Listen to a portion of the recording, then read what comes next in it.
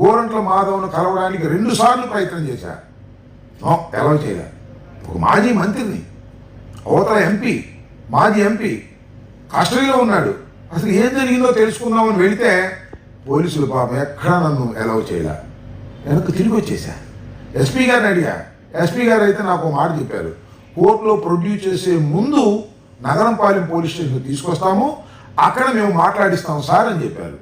అది కూడా చేయాలి.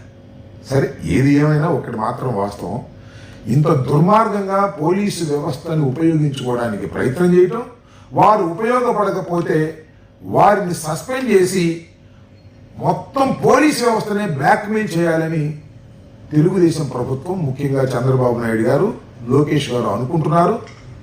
ఇది చాలా ప్రమాదకరమైనటువంటి అంశం. పోలీసు వారికి నేను మనవి చేస్తున్నాను, మీరు చట్ట ప్రకారం వ్యవహరించండి.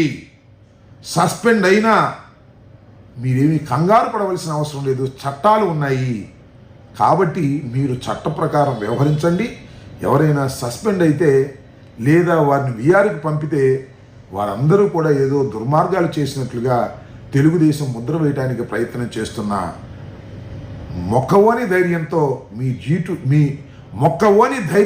మీ డ్యూటీలు మీరు సక్రమంగా చేయండి. ప్రజలు మిమ్మల్ని శభాష్ అంటారని కూడా ఈ సందర్భంగా నేను చెప్పదలుచుకున్నాను. పోలీసు వ్యవస్థలో చాలామంది సిన్సియర్గా ఉండేవాళ్ళు, ధైర్యంగా ఉండేవాళ్ళు ఉన్నారు. నక్సలైట్లతో పోరాడి ప్రాణాలు కోల్పోయినటువంటి కానిస్టేబుల్స్ ఉన్నారు, ఎస్ఐలు ఉన్నారు, సిఐలు ఉన్నారు, ఎస్పీలు ఉన్నారు. ఆ వ్యవస్థ అంత పటిష్టంగా ఉండకపోతే సమాజం చాలా దెబ్బతినిపోతుందనే విషయాన్ని కూడా దయచేసి మర్చిపోవద్దని ఈ సందర్భంగా చెబుతున్నాను. పోలీసు వ్యవస్థను నిర్వీర్యం చేయాలని ప్రయత్నం చేస్తున్నటువంటి చంద్రబాబు నాయుడు గారి ప్రభుత్వం గుణపాఠాలు నేర్చుకోవలసినటువంటి ఒక దారుణమైన పరిస్థితి త్వరలోనే వస్తుందని కూడా ఈ సందర్భంగా వారికి చెప్పదలుచుకున్నాను.